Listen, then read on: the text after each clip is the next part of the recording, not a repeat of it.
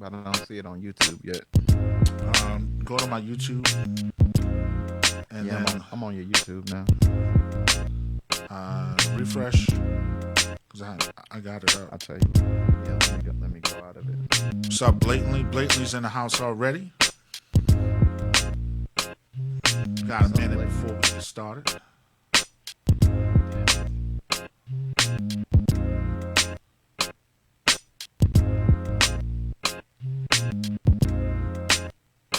Okay, there we go. Hey, what's up, Blatantly?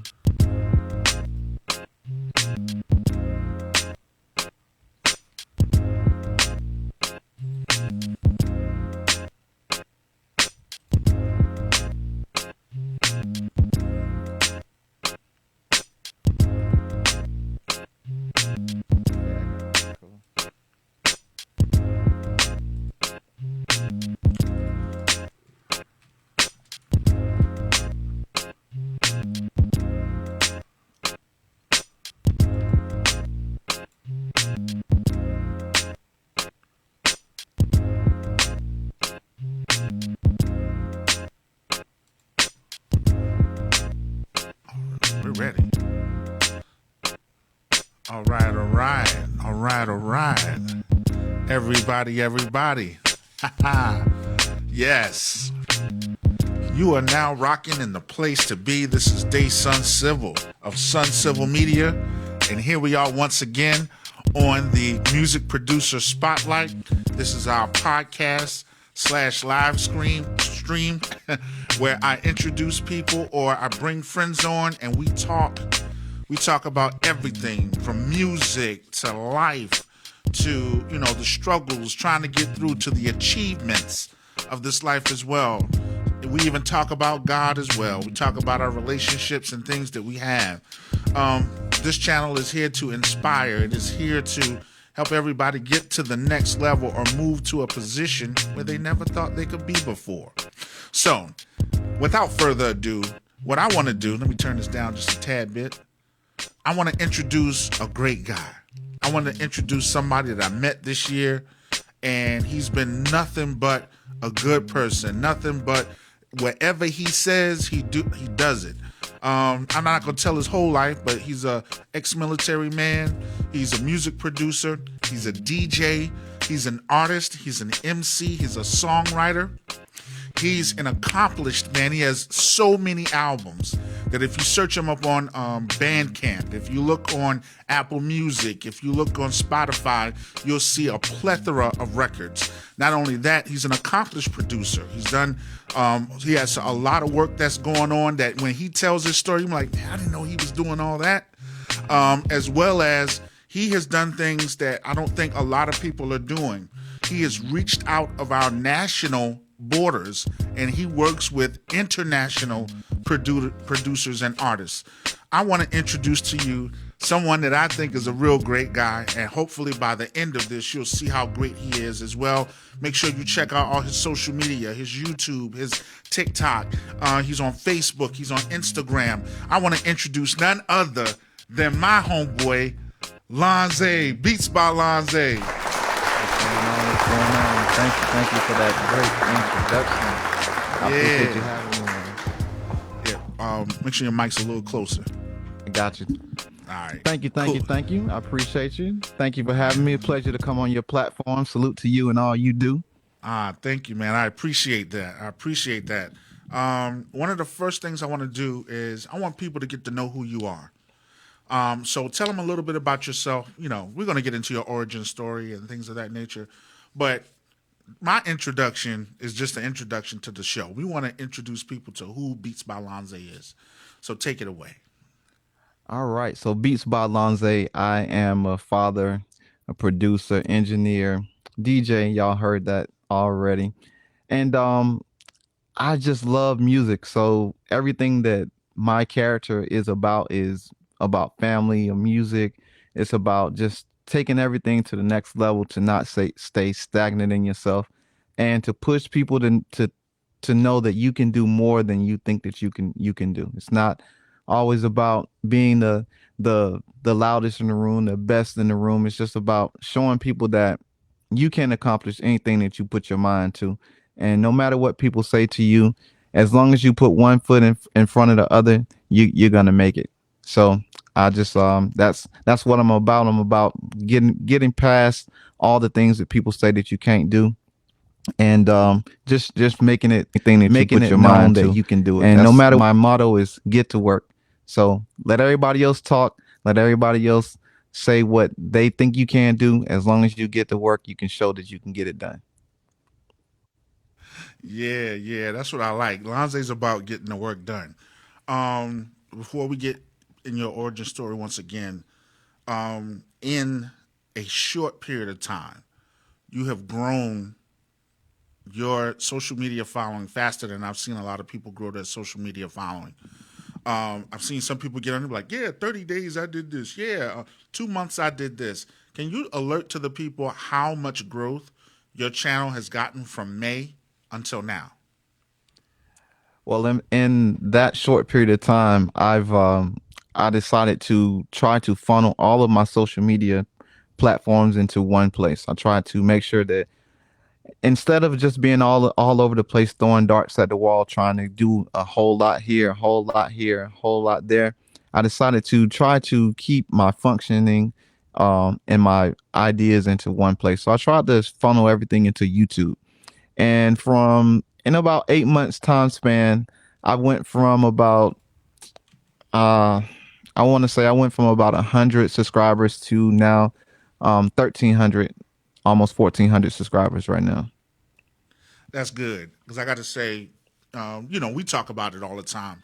Trying to grow on YouTube or any social media platform is not that easy. One of the hardest things is pulling people in, getting them to buy into what you're doing, and sometimes you have to serve what they want in the long run, and hopefully people will see the genuineness and the earnestness of what you're trying to do.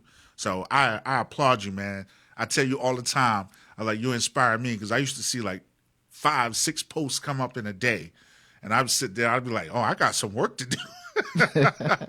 I got some work to do. So let's get into it. Your origin story, okay? So you've been in the music industry for decades, producing music, DJing, things of that nature. You've also had a company called Ivy League Entertainment, which started in 2001. If I'm wrong with any of these facts, please let me know. Okay. What inspired you to embark on this journey, and what were some of the challenges you faced? Wow, 2 decades. Wow, it don't even seem like 2 decades. It just went by so fast. You know, when you they say that when you're having fun, time just it just goes by so fast when you're having fun. So that's what I've done in the 2 decades. I've just been having fun. My origin story really is as a child, I grew up in church, and my mom sang in the choir, and we was in church every time the church doors open. And I just loved music as a child. Like I can remember, like we would have like gospel singing services or whatever, or where different groups would come into our church and sing, and then they'd bring it'd be something special when they bring in the guitars out and drummers and all that stuff. Because back then, growing up in the '80s, all the churches didn't have like all the musical instruments or the groups and stuff that would come in. So when they would have these special programs and the drummers would come in and the guitar players would come in, I'd be like, I don't care nothing about what this pastor talk about right now. I want to hear them. I want to hear them playing these drums, and I'm watching the guitar player all afternoon, all night, and I loved that. I just loved music. Like you can put me in front of a radio or put me in front of the TV, and as long as some music is playing, as a Yeah, child, that's what I was into. So fast forward to being an adult and now being an active duty Marine, I met this guy that his name is TJ out of Augusta, and he gave me a beat tape, and in this beat tape, it had some beats that he had made, and then he in like the very last song of the beat tape or somewhere in the middle, he was rapping on the beat tape, and I said, "Bruh, I've known you all this time, and I didn't even knew you rapped." And he said, "Yeah, man, that's me. I made the beat. I rapped, blah, blah, blah, blah. When I get out, I'm going to get out and do music." And I was like, "For real, for real?" He's like, "Yeah, I'm going to do music." So I said, "Boy, you is tough." Like he gave me a beat tape. an actual beat tape, and I put it in my car. I listened to it, and I rocked that beat tape for weeks. And I told him, "Hey, bro, when you get out, I need you to give me your contact information so that whenever I am in the Augusta area, I'll hit you up and check you out." So true to his word, he emailed me one day. I got an email out of the blue. He's like, "Hey, bro, I'm doing this and that. Here's my address. And whenever you in town, come through." So we had like a holiday or something, and I drove down to Augusta, and he had a studio in his house. He had a PC, he had a microphone that was decorated in a closet, and he had the cleanest, I'm talking about the cleanest sounding production and engineering that I've ever heard from just a home studio. And I was just blown away. And I told him that weekend, I said, "Bro, take me to the music store and show me everything that I need to buy, because I want to do the same thing. I want to engineer, I want to make beats. Just tell me what I need, and that's where I'm gonna put my money to." And that's what I did. So it took me to the music store. We got a microphone, we got a mixer. I had a PC laptop already, and that's how I started to learn how to engineer and to produce. Okay. Okay. So basically, yours started from meeting someone in the military. That's Okay. correct. So because I talk to a lot of people, and then they're like, oh, we started in our teens. We started early. We met this person and met that person. So yours pretty much comes from meeting someone in the military, and then when you got out, then y'all connected. Okay. Well, when he got out, because I was Okay. still in. Okay. When he got out, I connected with him, and that's another thing too. That while I was active duty for those 20 years, I was still producing music while I was active duty for the whole 20 years. So I Wow. did that on the side. I did that on the side while I was still active duty. Okay. Okay. And man, so let's. Do you know how many projects you worked on while you were in the military? I've never stopped. That's the thing. I've never stopped doing music since 2001. There's probably been a year in my whole lifetime that I didn't really do music as much, but I still did music in that time frame. Um, I went through a divorce in 2010, and somewhere in that 2010 period, while I was going through the divorce, I had to put a lot of my equipment in storage. And during that time of moving, that's the only time that I didn't do music, because I had to hide. I won't go into that. I had to hide a lot of my music equipment, and I put it in storage, and that's the only time that I took a break from doing music. So Right. yeah, up until now, I've never stopped doing music. Wow. Wow. Shout out to everybody that's in the chat. Shout out to Beats in Bed. Shout out to Taymon. Shout out What's to my up? wife Renee. Shout out to DMG. Shout out to Beats by oh my goodness, I'm screwing up. Not Beats by Blatantly. Shout out to Blatantly. Let me go to Facebook and see who's on Facebook. Shout out to Najee, who's in the house as well. Salute. So the reason why I brought that up is because when I go on Bandcamp, when I go on Apple Music or Spotify, there's so much music that you have produced. There's so much music that you have been a part of. Do you know the total count of projects that you've released? It's uncountable.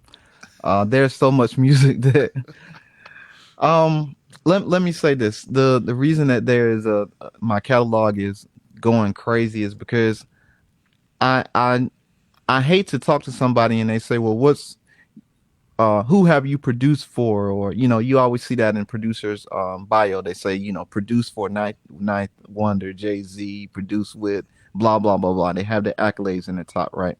And I'm not against that being in your being there, because that tells who you are and how you got there. But I felt like I need to put my money where my mouth is, kind of.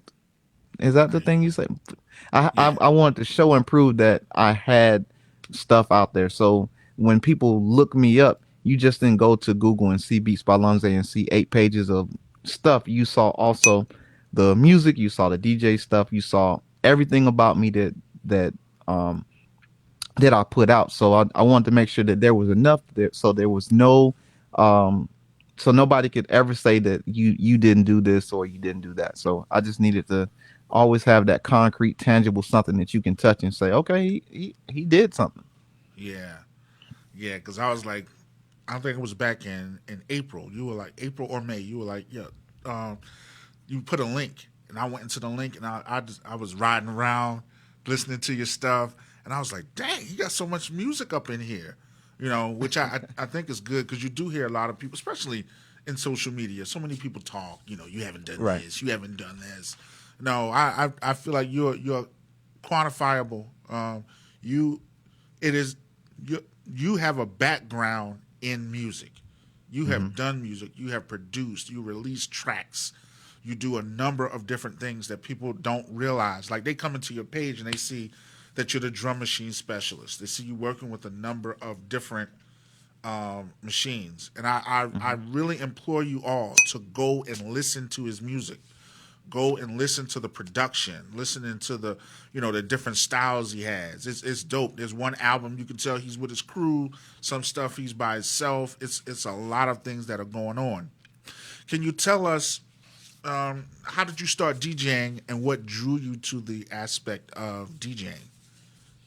So that's funny. It kind of goes back to my origin story. Back in the 90s, in 97, 98, I was in Okinawa, Japan, and I used to make mixtapes and actual mixtapes. I used to make them on cassette tape, and I used to disseminate the beat tapes around base. I used to give them to like all of my friends and give them to girls because that's that was the thing back then. That's how I got girls. I was like, hey, I made this this mixtape. It got a whole bunch of love songs on it or whatever, and I just give them out. And back in the day, like in the 80s, we used to take the radio. When the songs would come on the radio, we'd hear them announce. The DJ would announce that, hey, we got R. Kelly coming up. Well, that's probably a bad example, but we got, you know, we got Anita Baker coming up in 10 minutes. And so you sit by the radio and you'd wait for that song that you knew that was going to be that hot song that's going to come on and you record it on your tape. And Right. so back in the 90s, I had the first thing that I bought myself when I got my my military check was a double tape deck with a CD player a CD player back then, which they had just came out, and I would make tapes. And so that's really what started me like really DJing, because to me myself, I thought I had a good ear of music that sounded good. And I said, man, I can professionally do this. So let's fast forward a little bit later on to like 2010. I had a radio station show in Richmond, Virginia called SSC Radio. And with SSC Radio, what I did was I networked with up and coming artists, like brand new artists who you never heard of, who just had music that was hot. And I would reach out to them on social media through Facebook and MySpace and all those kind of places, and I'd have them send their music to me free of charge, and I'd play them on my radio station every Wednesday for an hour. I play nothing but up and coming music. And I actually had a co-host. Actually had two co-hosts, Rich Porter and Marissa, and we rocked out for about a year before I actually went back to college. And I was like, it costed me a lot of money to like just drive back and forth from work to the radio station, and then we wasn't really making money like that. And and at that time I was a single father with three kids, so I had my kids with me. So I dragged my kids to the radio station with me, and they'd sit there for the hour, playing with toys and making noise and all kind of stuff because dad's working. And but yeah, when I ran, fast forward past that, I used to run my own events and shows for, again, up and coming artists. And I noticed that I always had to freaking find a DJ, and the DJs didn't always know the music that was going to be played because it's like brand new music from these up and coming artists. So I said, you Yeah. know what, the way that I can kind of circumvent trying to find a DJ is I can DJ it myself. So I invested in DJ equipment, and I've been DJing professionally ever since then. That is so entrepreneurial to witness that there's some type of let's see. there's some type of there's an area that needs to be fixed or needs something, and say, you know what, I can fill in the gap and fix that. Which I think people don't realize that that's the whole point of entrepreneurship as well as leadership and business. So you said, so let's do it this way. So people don't. You were a radio DJ. Not Hmm. only a radio DJ, you were promoting artists. So you're a promoter. Right. Yes, that's Not only correct. that, then you became a DJ. Look at all these hats. Some people, they see your videos and they don't see. Look at everything that this guy. This gives the credibility to the drum machine specialist. He's not just a drum machine specialist. You see all the cards he had to deal and handle with. I mean, this man is. And we were talking offline a while back about the struggles of managing artists and Hmm. trying to get them to you know, show up and do things right. Can you That's allude to correct. some of the challenges you had to go through, not only just being a DJ, but managing and promoting those artists as well? Oh my gosh. Managing, and here's the thing that bothered me. Well, I wouldn't say bothered me. It helped me grow in my in my life, and as I got further into producing music. I knew that my thing that I did was I wanted to bring in up and coming artists who never worked in studios, or maybe this is their first time in studios, or I wanted to engineer artists that needed to learn how to get their feet wet and get their feet up under them before they go to a major studio. And so I knew coming in that I was going to be the first person that they see when it came to getting their music made, how to write bars, how to, put their song together, format, pretty much production. It's pretty much production. So as I'm engineering, I'm also producing and showing them how to get from A to B, and meeting artists that are teaching me that, hey, this is how they do it in other studios, And so getting my feet up under me as I got more artists with me, them showing me that, okay, well, I work with this artist. Like, let's, for instance, let me give you an example. I work with an artist named DJ Duchess and Heaven. These were the first two artists who ever came to my studio and worked with me, who brought their rhyme books in the studio and knew their songs from top to bottom, hooks, verses, everything from top to bottom every time they came in the studio. And I'm talking about, and we ain't talking about one or two songs. We're talking about albums. They'd come in and record albums. Wow. And when I saw that, I looked at these other artists like, listen, you can't come in here and half write a bar or don't have anything written at all. And then now you spending most of your studio time listening to the beat, writing your 16, and then you record it and it's like, well, I don't like the way that sounds. Well, you spent your money. Anyway, so now you got to come back. I knew that seeing those people work like that, that there was a rhyme and a reason to how you're supposed to work systematically in the studio. So um, those are some of the things that I got. I want to say I got ruined early because those guys came in the studio and was like, "Hey, bro, I gets to it. This is my time. My money is the equity that I'm spending, and I don't have time to like play around." So that was one of the things that I've learned in my journey, and also I also learned just putting on shows that I wasn't always gonna break even when I did these shows. Like I was gonna invest. You're gonna invest into these shows. You're gonna invest into these artists, and sometimes when they gotta sell tickets, they're not gonna always sell all the tickets, and you're not gonna always break even. So I just had to learn that in those approaches that that's part of the game, and you either believe in yourself, you're gonna keep doing it, or you're just gonna bow out when times get hard. So So um, you've seen it where a lot of artists would pretty much, they wouldn't try to sell the tickets, like they don't believe in themselves or something like that. or And just couldn't. They just didn't have the backings behind them because we talk about this a lot, that a lot of times you think that your target audience is your friends and family, and a lot of times your friends and family is really not your audience who's they're going not. to put back into you. It's going to be strangers that you don't know. It's going to be people that you meet in the street. It's going to be people that you meet on LinkedIn. It's going to be people that said that, hey, I met this person at the grocery store that is a producer, and here's his card, reach out to him because he wants to record up and coming artists.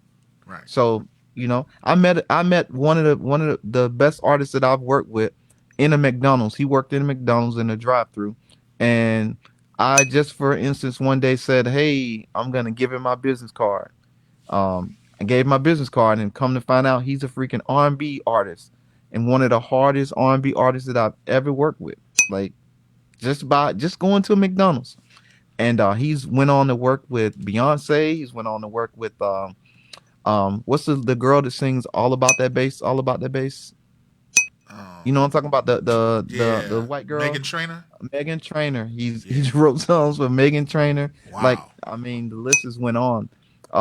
But just off of saying I'm gonna give out this business card, you know. Hmm. So So it's been a cool life. yeah, see, this is one thing you think you can do stuff in your house. You think Mm-hmm. you can do stuff on the internet. What's up? What's up? We got Wuga's in the building. Wugga. Blatantly's back in the building. I guess he defrosted his shrimp. Shout out to blatantly blatant. Blatant, blatantly is hilarious, man. What's up to Wilson? Wilson's in the building. Or Beats in bed. Beats in Messing up. bed. Beats TW, in bed. what's up? Yeah, messing up. What's up, Daniel Steele? Um, so, so you notice that it's been a lot because you. So with all that going on, and I Uh-huh. know it has to be a military mindset, but with all Uh-huh. that going on, how did you continue when you have a bunch of artists, and most of the time when you're promoting, some are up, some are down, and you weren't Mhm. breaking even the way you wanted to. What kept you going through the entire process? Well, I believed in every artist that I work with. I've always believed in them because for them to continue working with me over the years and over and over again, it meant that they knew that the talent that I brought to them, they enjoyed what I did to them. I brought a service that was, that got them from A to B, and then vice versa. They brought something to the table to me that they allowed me to call them my artists because in that time frame, I also had to manage the artist, also had to produce for the artist, also had to engineer for the artist, and we were going out to in Jacksonville, Florida, in Jacksonville, North Carolina. We were going to the hole in the wall clubs, and we were like performing when they have open mics, and we bring our music there, and I'd help to like facilitate and ask, who do you work with? Or, hey, I got this artist, you got this artist, let's put them together and see if they can do A, B, and C, that kind of thing. So, um, I kind of tried my hats with all of it because we couldn't really afford to pay somebody to manage and engineer and produce and all that stuff. So it all happened in house. Um, so I really love working with artists. I really love the music part of it, and I really like the creation of coming with a beat from scratch and not knowing what the artist is going to go in there and do, and then coming out with a finished product, in 30 minutes. It's just amazing, and I enjoy that. So that just kept me motivated to find the next person. I want to find the next Lil Wayne from this town. I want to Yeah, find the next Drake, the next Kendrick in this town. I want to find the next Erica Badu in this town because now I get attached to that person because not only are they an artist for themselves, trying to build their catalog. Now I get attached with them and they can drag me along with them. And even if they don't, I can just say, hey, I work with them. We did this together.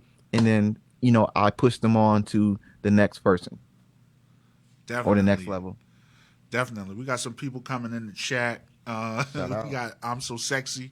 He says, he or she says, living a good life and doing what the Most High intended for us to do. How do you feel about working with artists who can only work under the influence?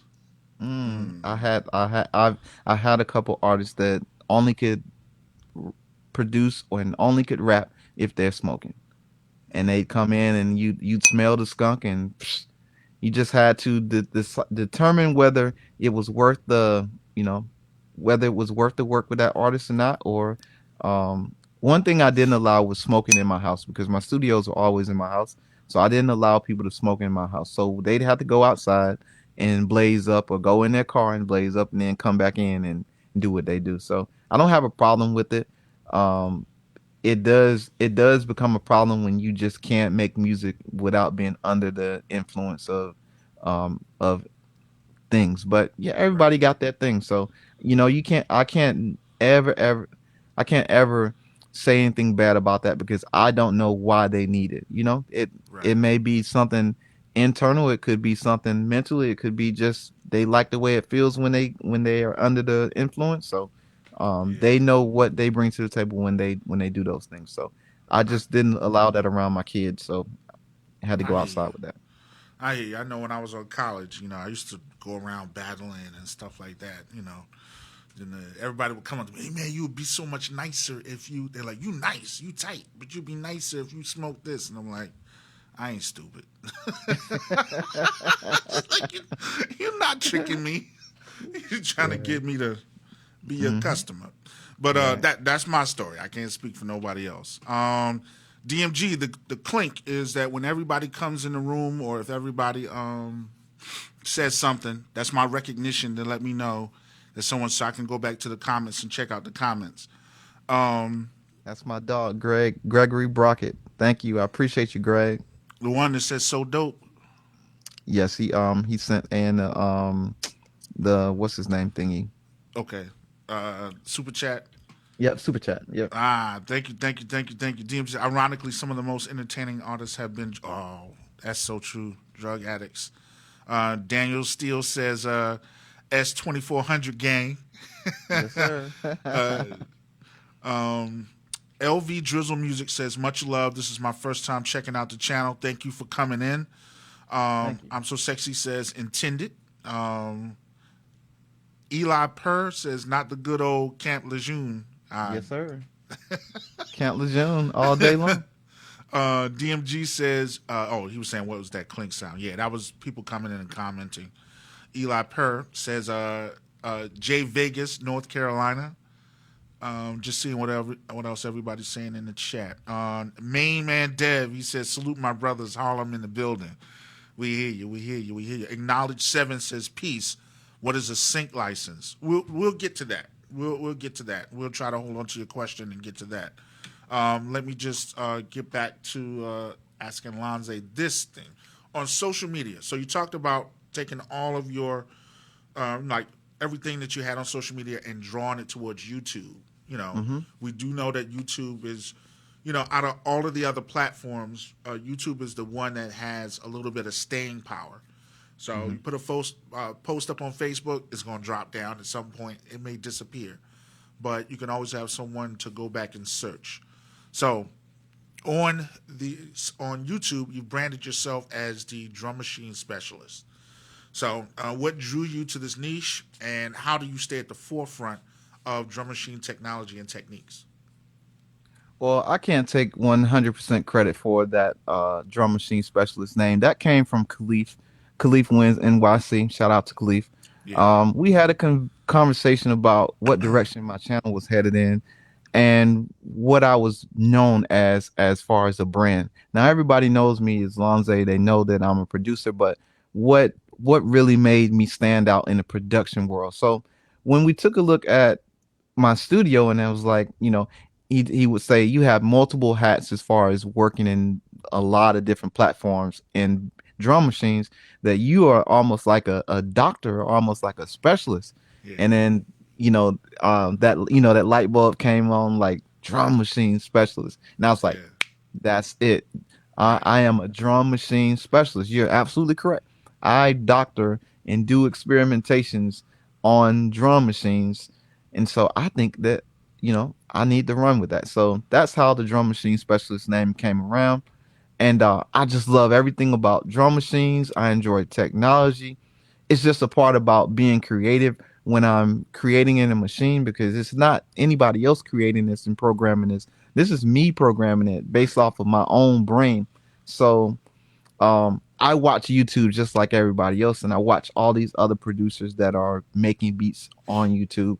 And so to stay in ahead of the what's happening in the beat machine world and the technology world. I'm watching just like you all. So I'm trying to get to the next level and push myself to just have better music, have better techniques, and learn the machines in and out to become an actual master. Like a kung fu master. I'm trying to become a kung fu master when it comes to the NPC. So that I hear means you. putting time in. That means Yes, spending time with it. That means learning definitely. e- everything that you can about it and reading the manual. Yeah. Um, with that, and with you saying that, what is your actual, what's your favorite drum machine? I knew you was gonna say that. All right. Right here.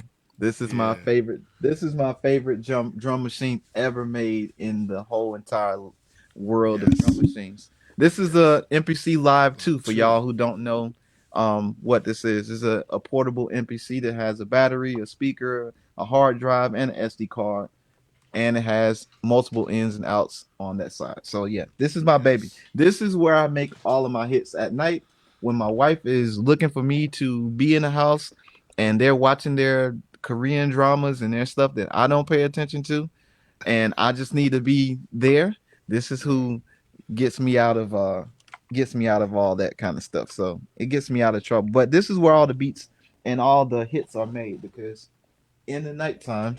Sorry about that. In the nighttime, whenever my mind is going and I hear something, I just automatically want to make music. So yeah, MPC Live 2 is one of those machines that is unlike any of the other machines, and Yeah. yeah, I love it. I think I made a joke in one of my old videos, and I was talking. DMG, thank you for answering that question for acknowledge seven in the comments as well. Um, I made a comment, man. On any device that has the public wanting you to put a speaker on everything, Yeah, you, you know it's a major influence. They're like, the yes, next sir. SP404 needs to have a speaker. Come on. They're like, Yeah, they want keyboards with speakers now. It's just the Key 37 would have been great if it had a speaker. And we're no, like, come on. So, yeah. Some but of it, yeah, some of it I is dumb. Just absolutely stupid. yo, but I love it. It's portable. It's lighter than most people think. It's Yeah. not as they think it's heavy because it might look heavy, but it's not. And with that being said, with that being your favorite drum machine, and you being a drum machine specialist, since you've been on YouTube, how has like your music flourished? What I mean by like, are you drawing attention to your music more, or are you now just the main focus on like teaching, education, and producing music mainly for education? Yeah, my main focus right now for YouTube is entertaining my crowd. It's my mental has really been off of really creating music, but at the same time, I've created more music while I've been working on YouTube than I've created in the past because I got to a point where I said, you know what, screw this. I don't know how much time I'll have left of Yeah, making music that I like. And so I say, you know what? When I feel when I feel something, I'm gonna record it right then. Like when Wugga has a beat that I see on his YouTube that he created live, right? And I'm listening, I'm like, send me that. And he's like, no problem. Hey, how much you want for that beat? And he tell me, hey, these beats are going for such and such and such. Yeah. Cash app, go okay, straight to freaking PayPal and shoot the money through. But yeah, or BeatStars, or I go on his BeatStars and see a beat that I like, and I just automatically hear what the hook is going to be. I automatically hear what direction I'm going to go to it, and yeah, I have not made as I have not made the amount of music that I wanted to make this year because I really wanted to put in on the monetization part of YouTube and give to my crowd that is looking for me to, show them different things such as tutorials and, solutions to making music. Okay. Cool. Cool. Cool. That's a good way to approach it. Because service industry, we're trying to serve. We're serving producers. We're serving artists.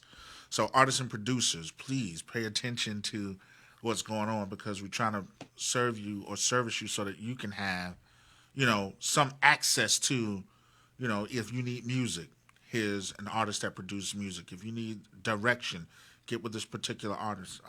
Shout out to Digger Hertz. He's in the building. He said his favorite is the 3000. Shout out. Yeah, definitely.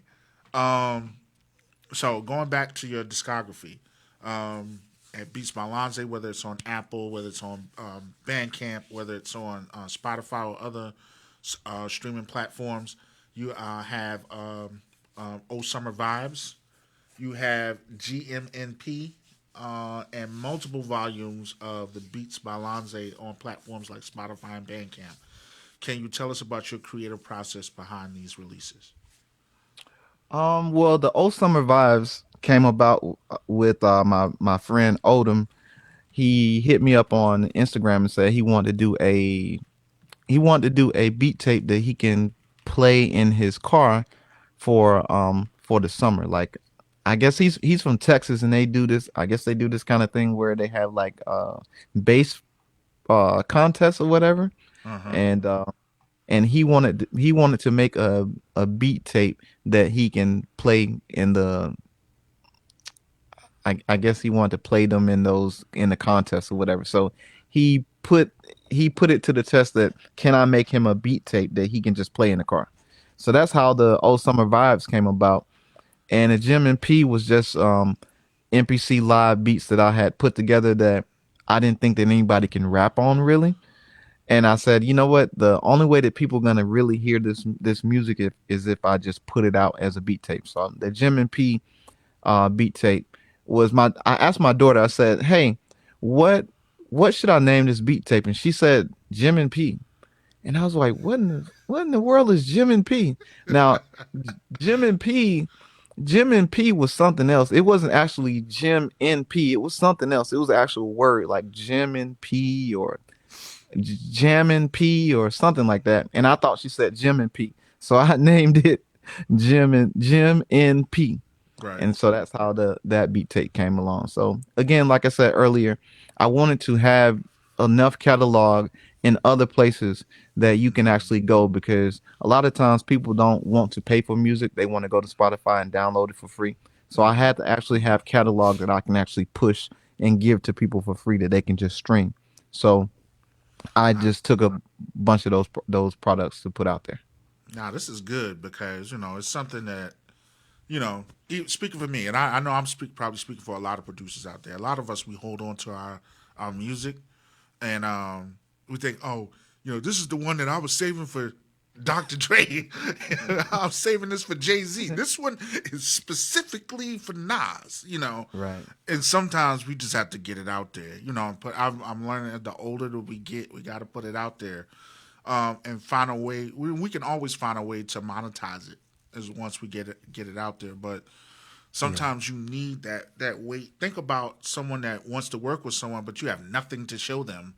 All they've seen you is on social media, but they don't see you on your Spotify. And I will tell you this for all of y'all out there: when you apply for partnerships and affiliates with these gear companies, the first thing they ask you is let me see your Spotify and your Bandcamp page because we want to see who you've produced for, what your musical presence is. Ableton asks that off the top. You got to give them your music because they want to hear your stuff. So it's good. Just put your music out there and stop thinking it's not good enough. And I know everybody's like, yeah, but you got this with Spotify, you get this with that. Just put it out there. Put it Bandcamp. A lot of times, I think there's Bandcamp Fridays. You can get a lot of free Yes. stuff on Yes. Bandcamp Fridays. So make sure you put your music out there. Dang, saying this, man, is just I'm so sexy. Said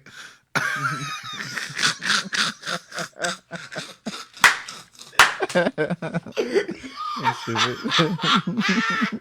I'm sorry, yo. I'm sorry. He said, are there any future plans for producer slash artist engineer platform? That sounds like something Khalif would do. Yeah. where all are welcome, one place to come and exchange ideas. Yeah, I don't know that there's one particular platform at the time where you can do that, but Yeah. that's what all the social medias are actually for, so that you can find those people that are like-minded that do the same things that you are, and that could just be a DM to somebody like, hey, let's collab, let's do A, B, and C. Like, I'm getting emails at this moment from artists that saying, hey, I do A, B, and C. Yes. Here's my website, blah blah blah.com. Yep. Here's my email. Let's collab. Let's work together. I do um R&B songs. I want to collab with you on R&B songs. Psh, I just got one today.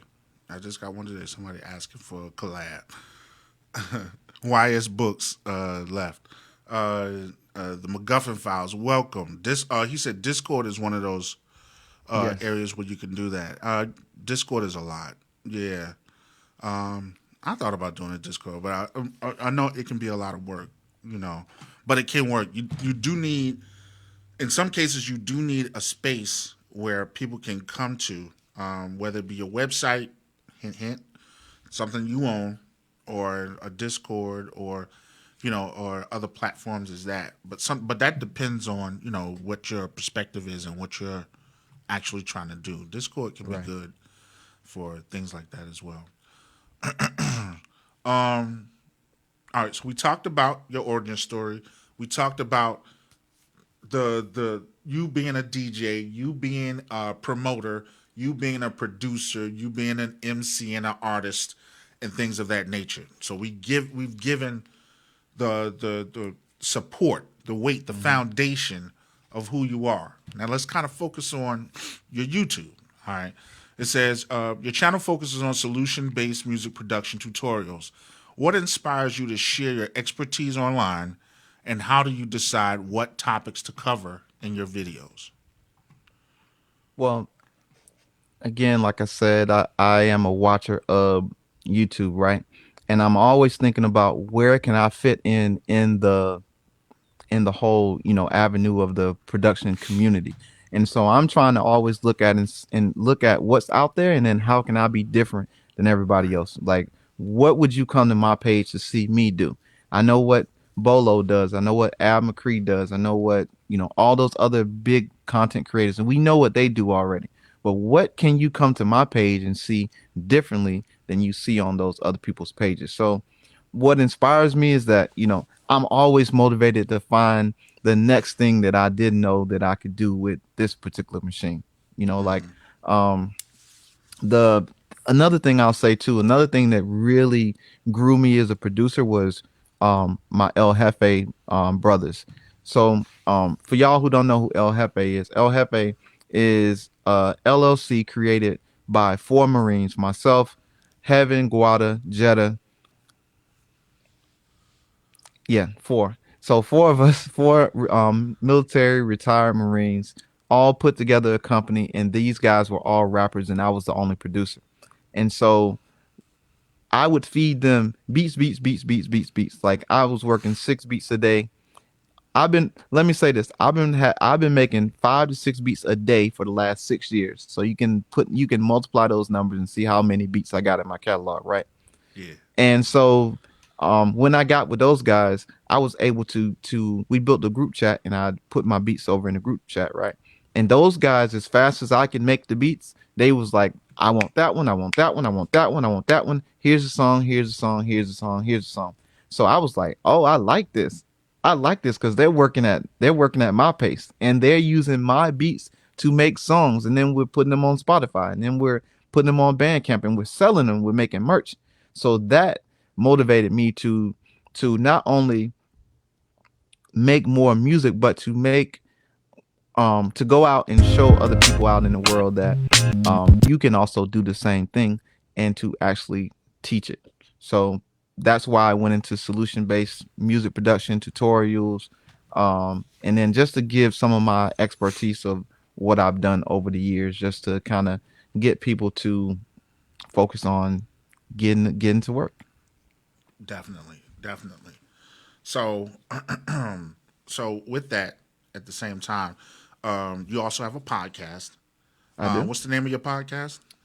The Grind 329 by Lonza Podcast. The Grind 329. Can you give people some insight on, you know, when you do podcast, is just all the information and what your podcast is actually about? Okay, so the Grind 329 podcast by Lonze is a podcast of where I interviewed a lot of my friends in a community that did incredible things that you'd never hear from. Like So 100 is one of my good friends that I met online, and his story was so incredible that I knew that he had to be the first person on my podcast, right? But these people that I interview on my podcast do things in the industry such as, like, I have a friend that runs a he had a network on the CW where they did skating. He was a skating guy.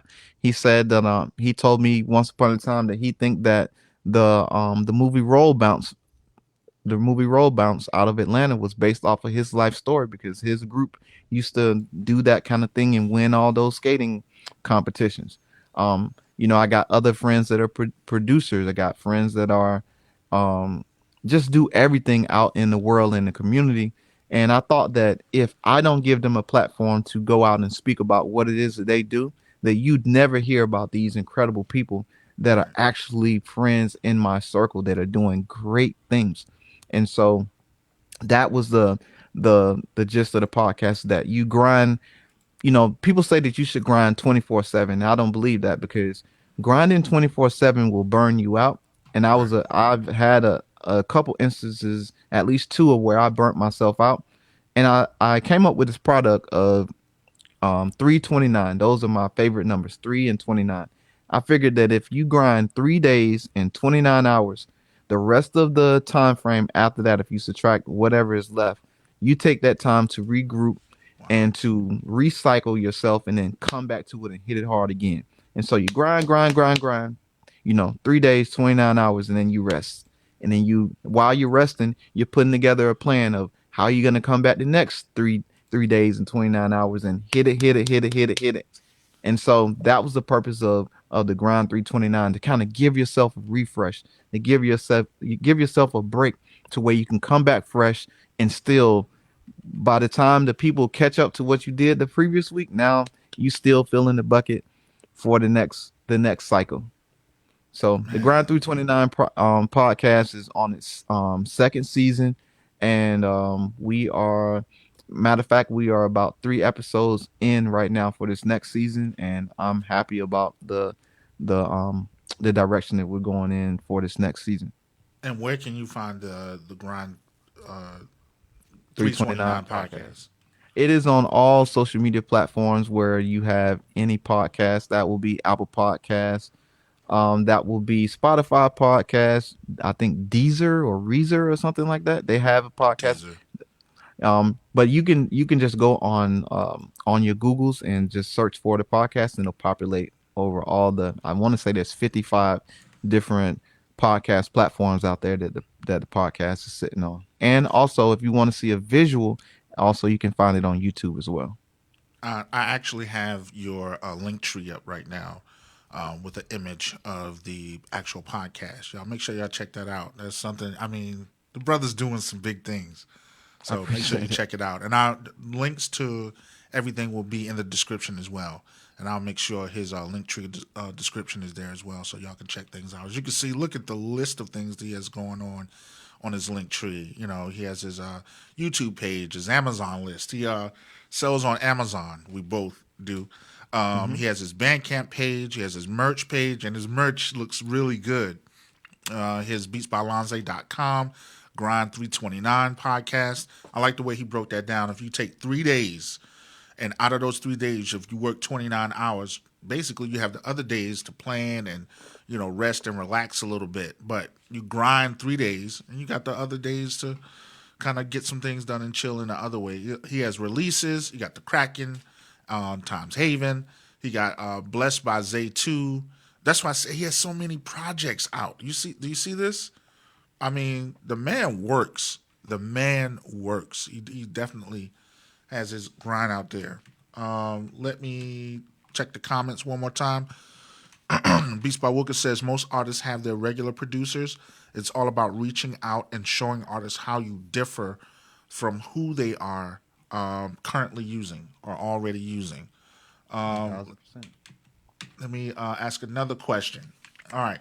So now on your, we showed a couple of stuff on your link tree, but you also have some projects that you have done as well. Can you let the community know about any projects or things that you're working on? All right. So Beats by Wugga, he's actually out there in the comment section. Beats by Wugga is a producer out of Ireland, and I worked with him with the El Jefe Entertainment Group, and those fellas were networking on BandLab. So if y'all not familiar with BandLab, that is a great networking place where you can find other artists that are like-minded. And when we work with Wugga, I found that me and Wugga just work really well together. And we actually started to branch out and work together and get placements together. And so we actually got a couple placements outside of the El Jefe group together just to produce as a team. And the next project that we got leading up to that, the next project that we got, I have a new project called The Best of Zay, which is going to be produced by myself, Wugga, and another producer named Eddie Sugahara out of Brazil. And so this this EP right now it's an EP. I want to say it's going to be about 6 or 7 tracks. It's actually already done. I just haven't put it out yet. I think I'm just trying to decide whether when I'm going to put it out because I just put an album out last month and put maybe 3 albums out the month before that. So I'm kind of like trying to give my people out there a break because they get tired of saying, "Damn, Zay, you put out another album." I just bought I just bought 3 albums last month. You just put out another album, so I'm trying to give everybody a break without breaking the bank. So yeah, I got that album coming out. Also got right now the 12 Days of Christmas, where I put out 12 different beats on 12 different beat machines for the rest of the month up until Christmas.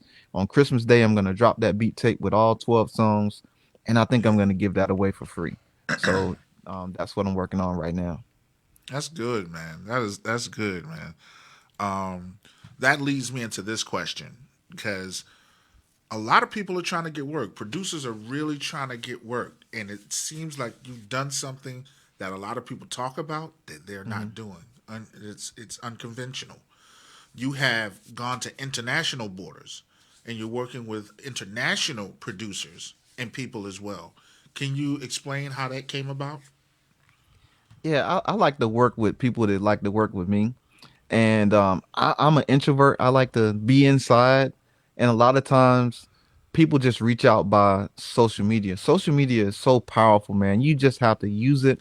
You're not limited by time. You're not limited by space because you can reach out to somebody in Brazil and say, "Hey, let's let's work together," and they can either say yes or no.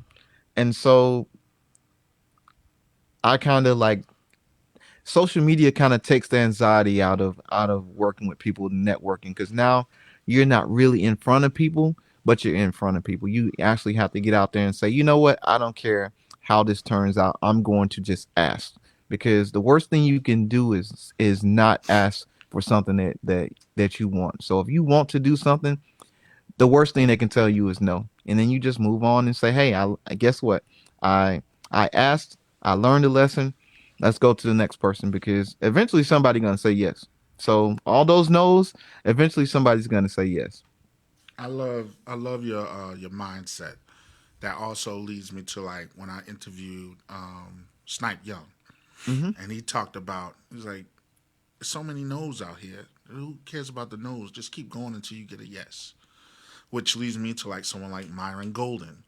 Hmm. Myron Golden talks about he learned to battle through the no's.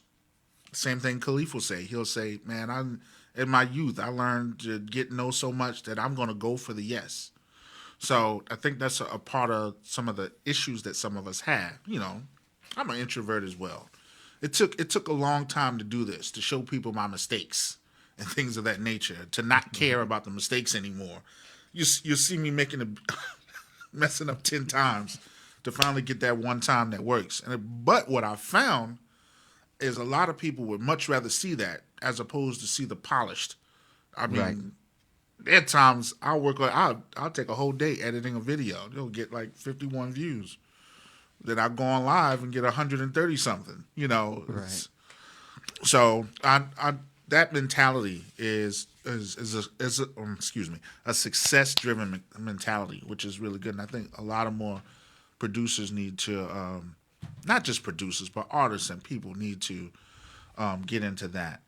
Mhm. You spoke about it. You talked about your collabs with Wuga and a number of different individuals. You've collaborated on tracks like Trap Hard with I'm if I mess it up, I think it's is it Gouda or Guada? Guada. Guada. Guada. Guada. And now, how did you connect with? You just talked about how you connected with Wuga. It was Band Lab, the space Mhm. that you met with that. Yeah, We, Band Lab. The fellas was doing a lot of freaking collabs on Band Lab. So if y'all not familiar with what Band Lab does is you can go in Band Lab and actually record your song into Band Lab. And then what people can do is they can actually do this thing called a fork. And what the fork does is that they can make another rendition or add a verse to your actual song, and you can all collab on the song together in real time. You can mix in it, you can make beats in it, you can edit in it, you can do everything in BandLab. And that's BandLab by Cakewalk. And as y'all know, if y'all seen me talk about Cakewalk, I started out production in Cakewalk. So I love Cakewalk and BandLab. So yeah, so he started out as an independent contractor producer with El Jefe, and like I said, when I saw that the brothers did a lot of good work with him on his beats, and he had it, I said, nah, there's no way that I can't like latch on to work with Wugga, and then so we brought him on as an in-house producer, and then um later on we signed Mo, which is another producer, another Marine. He's an actual producer as well. Um, he goes by Ghost King Actual, and yeah, so we did a three-team in-house production team, and then we got the other guys that were all rappers, which are all incredible artists. When I say these guys are tough, like these guys are on the next level as far as um artists, but we're all cutting our teeth a little bit, old in the game. So we wanted to actually find other artists that were younger and bring them into the music industry and music business to teach them what we learned in our decades of being in the music industry. So that's how I connected with Wugga. Yo, that's cool. That's cool. That's good. And see, you showing, man, it's all about collaboration. What do you think makes a collaboration successful? You have to be on the same page sometimes, but also remember that you're going to have creative differences. Like you're always going to have one thing that you'd like to do, but if you're able to compromise, it's like being in a marriage. You got to compromise. Sometimes your wife is going to want to cook shrimp and you don't want shrimp. So you could say, "Hey, how about what? We have shrimp tonight, but tomorrow night let's have some, lasagna or whatever the case may be." And then you compromise between what it is that you really don't want, and then you make it work. You find a solution to your issues that you may come up with. It's required for you to have a partnership so that you also hear and listen and understand and get to your primary goal and objective. So if that's making music, if that's just adapting to the industry trends, that is something that you'll have to do when you are networking and collaborating. So Blatantly said, he said, "Hey, what's wrong with shrimp?" yeah, nothing. Sometimes you might have ate shrimp like 5 times this week and you don't want shrimp tonight. You want something else. That's all you know how to cook is shrimp. Bubba Gump was talking about we got popcorn, shrimp. Yeah. In terms of, there's a lot of trends going on. Hmm. It's crazy. My daughter did a paper, and it was about South Korea and China's foray into artificial intelligence. So you learn about Mm, a lot of things about artificial intelligence. So then you start thinking about what are our influences. And I started realizing, I was like, oh man, we're really being pushed towards artificial intelligence because we're trying to you're right. compete with other countries. Mm-hmm. China was one of the first with the unmanned aerial vehicles, drones, things of that nature, and we're all trying to compete and be in that Mm-hmm. same space. He said, "Variety is the spice of life."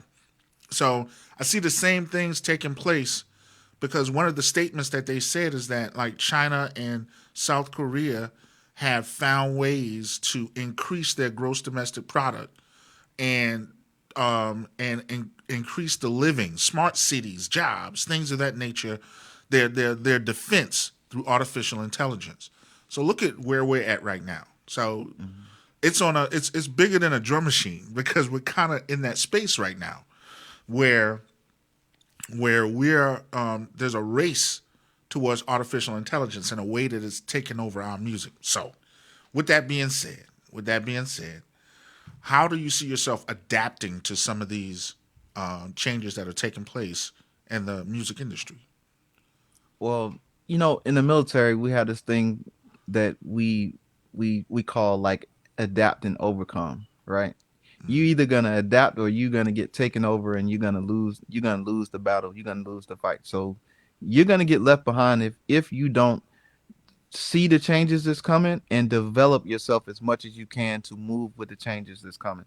So you gotta study the trends and study the changes that is happening, and you gotta put in the work to reach your audience so that your audience will move with the changes and the changes move with your product. So because your product is not always going to be a one-time thingy where you're just going to do tutorials. You're going to Right. have to be able to do tutorials and day in the lives. You're going to have to do day in the lives and you know get ready with me while I go drop my kids off to school because there's a group of producers that have children, so they would want to see those kind of things. So you just have to adapt to what's happening in the current environment, and you better know it that it's going to change. Just like the music industry right now, if you see that the record labels are having a hard time putting out artists. There's a Mm-hmm. reason for that. So Yeah. now you got to figure out how do you get in and fit in to where you can still make a living doing music because there are other avenues to do that. Right. I released a couple videos of me practicing finger drumming. Mm-hmm. I got a turntable. I used to DJ a little bit, cut more, but I got a MIDI controller. I have a piano, drums. We don't have to be more performers. Metro Boomin said it. He said you have to be more of a performer now, Mm-hmm. or entertainer to bring people in. You have to be multifaceted.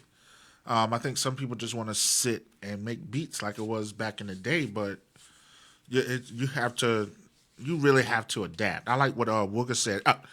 Before I say what he said, I remember when I first started using artificial intelligence to do like thumbnails and things of that nature. And I had one guy, he was like, you using AI?" I was like, "Yeah." And he was like, "Oh," I said, "But you like it, don't you? It's nice. It made you laugh, didn't it?" I had the fat character and all that stuff on there. I was like, "It made you laugh." He was like, "No, I can't be on your channel because you're using AI." And I'm like, "Dude, AI's been here for years. They're just trying to introduce it to society in a different way." I'm not saying there aren't as negatives because there's a lot of negatives associated with it as well. And there's a lot of panic that's Mm-hmm. associated with it as well. I like what Beats by Wuga said. He said AI be helping me out of beat block. He said I be writing hooks with AI singers and use them vocals to build beats around them. Yep. Mm-hmm. Blatantly says a lot of the CEOs that were running music are in the tech field now. Yep.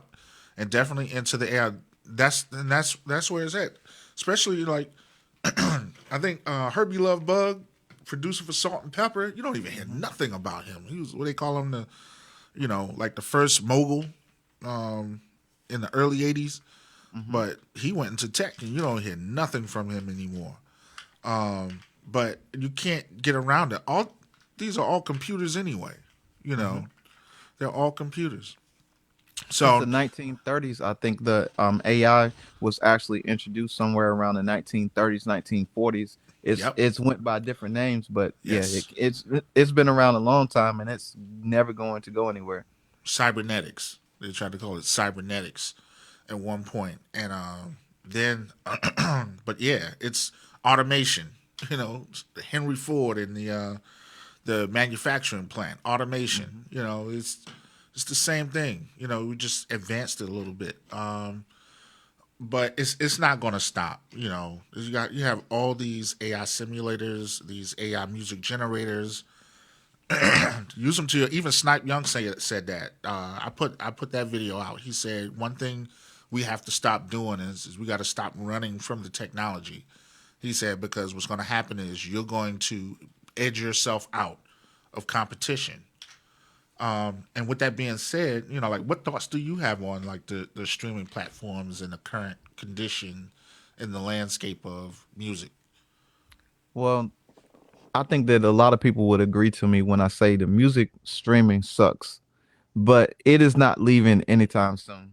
It's not leaving no time soon. So you have to use it as a tool, and that's what I've tried to facilitate earlier to show you that yeah, I don't really want to put my music on streaming platforms because 0.0078 cents a stream is not gonna even give me a piece of the money that I would have put in to create a song or to buy a track or whatever the case may be. But there is still that is still a way to pull in a subscriber to get people to know that hey, this is a song that I made. This is a song that could actually go into a sync licensing or a TV show or Right. whatever. Because there, again, like I said earlier, there's a lot of people who will never pay you, $5 for a album, but they'll go on the streaming platform and hit the download button for free. Yeah. And that's just something that we have to deal with as being artists, is that that's just there. So um There's use it there's as a tool. yeah. Use it as a tool for what it's used for, and maneuver and move with the changes that's going to happen. Yeah. I think like I've had two guests that said, you know, have a website, put some music on streaming platforms, but put your stuff that really goes either on your website or on Bandcamp. Not only are you doing that, give like Jazzy Jeff said. He said sell people a T-shirt and put your music in it. You know, he said people will spend that $11, that 15, that 20 some dollars on something with a really good design, and Mm. they'll purchase your music. You know, and then that leads to opening doors. I think it's I, really I think it should. I think it has to move towards performance. It has to move towards performance because I feel like that's the only thing that artists really have nowadays: events and venues and performing and things of that nature. I know it's a lot to get into. I'm so sexy. Said, sheesh. I want to say pause every time say it. I'm sorry. I'm sorry. It's just the generation that we're in. And no joking either. He said, do you think making vinyl records is outdated, meaning actually pressing vinyl? It's expensive. I'll tell you that. If you're an artist and the first thing you want to do is press a record without any type of freaking promo, without any type of advertising, without any type of promo, you're gonna just spend your money to press this record. Because how many people you know? Think about it. Think about 15 people that you know. How many people that you know got a record player in their house? I'll wait. Probably about two. So who are you selling your freaking records to? Is it a song that's going to be used by a DJ that's going to take, records to a club and spin records? You got to think about that. Or is it just going to be a piece of art that somebody's going to buy and they hang up on their wall to say that they got this song by you and they never play it on a record player. So you have to think about those things as far as when you're thinking about what you're gonna do with vinyl. I looked into that a couple years ago because I wanted to, when I released my first album, I wanted to put it out on streaming platforms, CDs, and vinyl. And boy, boy, boy, did I get a, a shot in the face when pause. Did it really? So when I seen how much the press one vinyl record cost, I said, "Oh my gosh."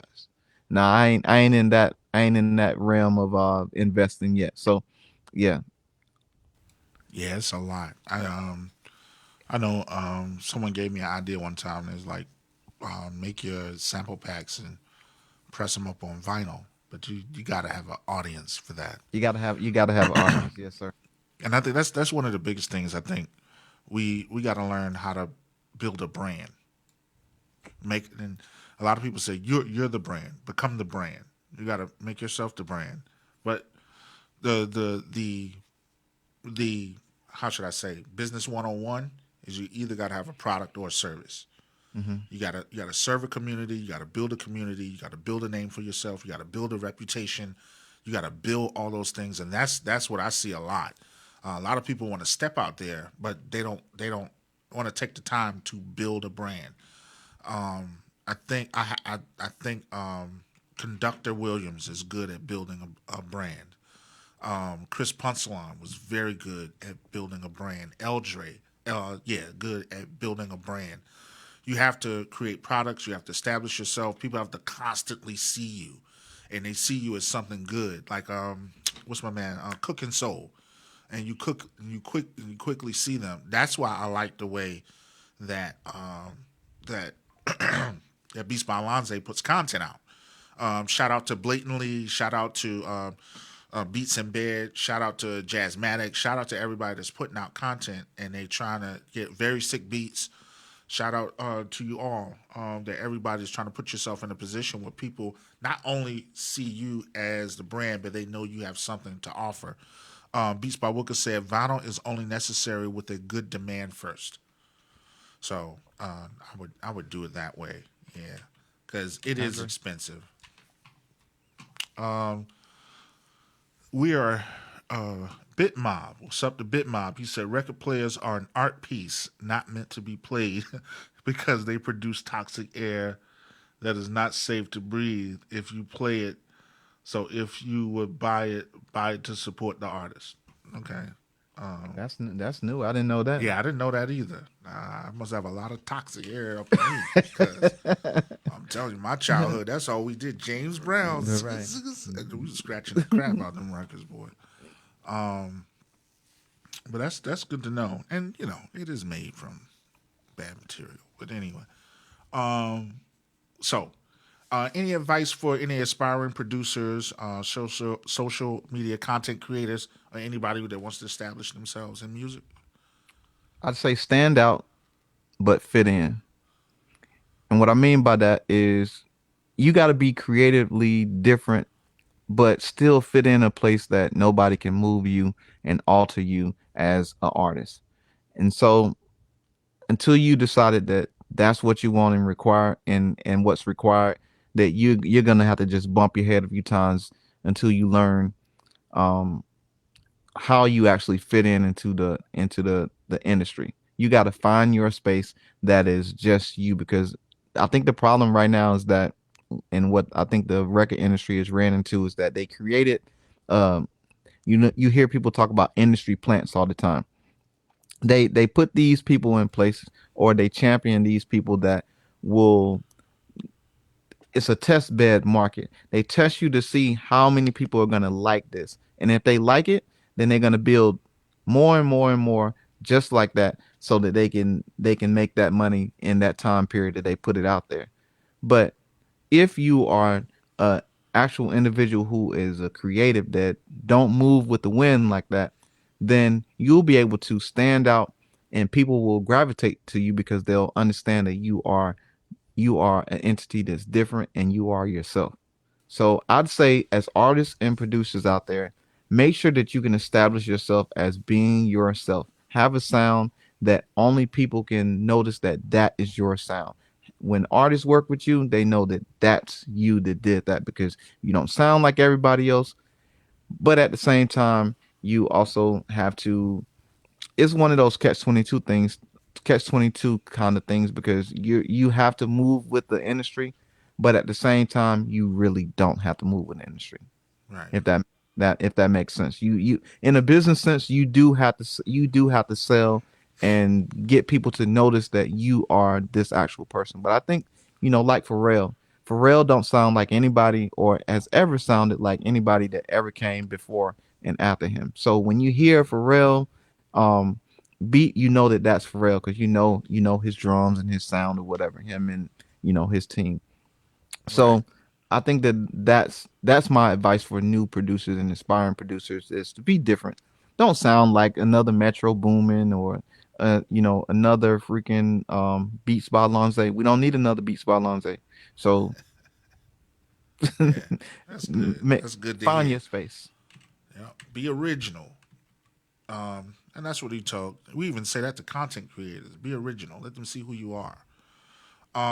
Any are there any future things that you want us to know about that you have going on? So yeah, I talked about the right now my YouTube channel. We're working on Christmas. We're into the holidays. We're working on 12 days of Christmas. 12 beat machines, 12 beats, one beat tape dropping on Christmas. I'm going to give that out to y'all free. But in the future, Island Instruments, the S2400 is coming out with the Caladan, right? And I'm just gonna tell y'all about this early. This is the only place you're gonna hear about it before it pops. Island Instruments S2400, the evolution of the machine, is a Caladan, which is a synth machine that is going to be an assistant to the S2400. Is coming. I got one coming, and it also has DSP cards that you can also program VSTs um and also you can buy the synth cards to go with the Caladan, right? So my channel next season is going to be all about the Island Instruments S2400, you know, how I'm making beats with that, and I have also a beginner's course that I'm gonna drop for the S2400 coming next year. Okay. Okay. Got it going on. So y'all make sure y'all check out Beats by Lonze on all social media platforms, on all streaming platforms. Make sure you check out his Bandcamp because he releases a lot of music. Let me go to his link tree real quick. Give me a moment. Sorry, I got everybody's comments in there. Let me go right here really quickly. Here's Beats by Lonze. This is his link tree. I'll leave a link in the description. Once again, you can see all of his contacts that he has going on. Y'all, let's give Beats by Lonze a round of applause.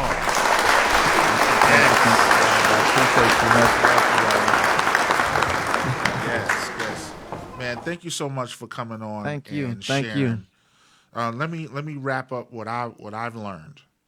You're a DJ, promoter, Yes, sir. artist development, music producer, an artist in your own right, a father, family man, ex-military. But my father was Marine. He said you never, you Simplify, never, yeah. st- you never stop being A a Marine, military man. Yeah, once a Marine, always, always a Marine. always. Yeah. Um, and I want to thank you. And you're a friend. You're a good friend too. You're a man of your Same, I word. appreciate you. Man of your word. Everybody, make sure y'all check him out. Thank y'all once again for coming to Sun Civil Music. Sun Civil Music or Sun Civil Media. And this is the Music Producer Spotlight. Everybody, y'all have a blessed one. We'll see you later. Peace.